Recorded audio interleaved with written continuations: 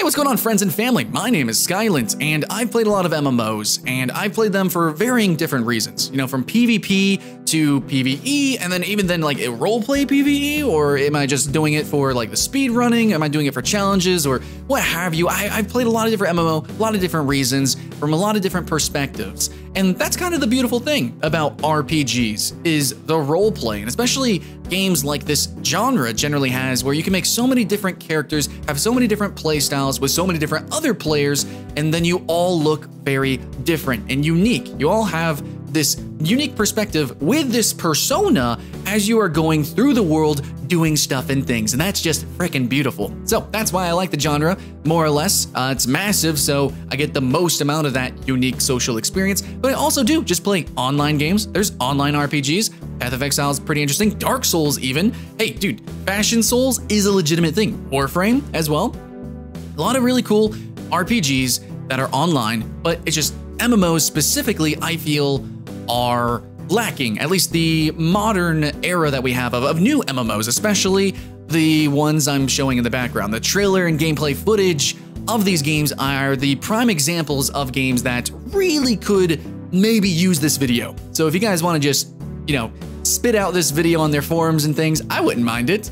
But anyways, guys, this is a rant and a ramble, no scriptorino, just talking from the heart. Hopefully you guys appreciate that as a peer-to-peer, you know, players. That's what we are. We're players, and we want to play games. But I think that MMOs should be more sexy.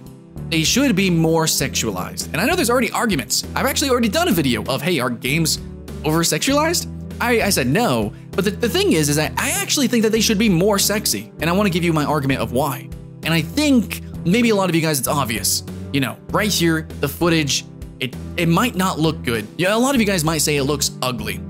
Now, I think that they are going for a certain aesthetic direction for a reason. A lot of these games, these are classical MMO, so they are trying to emulate older MMO. They are trying to go for that, you know, Tolkien kind of look, you know, Elder Scrolls-y, you know, the kind of a usual aesthetic, but even then, they kind of don't look great. And when I say sexy, oh no, I mean sex. I mean lewd. I mean perverse. I mean tentacle. Okay, maybe not that much, but I'm talking hentai, baby. Oh no, I'm not saying full blade and soul, but what I'm saying is, the closer to that, the better. But you can have that in whatever design you want. Blade and Soul, whatever, is kind of anime inspired. Young Tae Kim's an amazing artist. Thank you for that concept art. Beautiful, beautiful, good stuff. But I'm not saying go full, you know, wuxia, kung fu, boobies busting out as you're flying through the air kind of thing. I'm saying do what you're doing, but like make it sexier. So what is the argument and why? So you guys might know we are talking about MMORPGs. That has RPG in the genre name. That's an RPG. It's a role-playing game. It's kind of important to maybe have an identity for this role that you are playing in the game. Yes, it does affect gameplay. Now, some people might think I'm just talking about like Goldshire Inn style roleplay from World of Warcraft, or, you know, I'm not talking about roleplay like that. Even though I am talking about sex and roleplay, I'm actually just talking about gameplay of general MMOs. I'm just talking about fashion. I'm talking about immersion. MMOs don't have to be immersive. You know, Realm of the Mad God is a stupid, silly game. It's fun. I like it. I appreciate it. There's a lot of cool arcade games out there. Guild Wars 2 is pretty arcade, but at the same time, MMOs that are aiming to do what they're doing with the classical MMOs, it is to an extent aiming to be somewhat immersive. There is definitely a focus on the RPG factors with these games. Like, that's undeniable.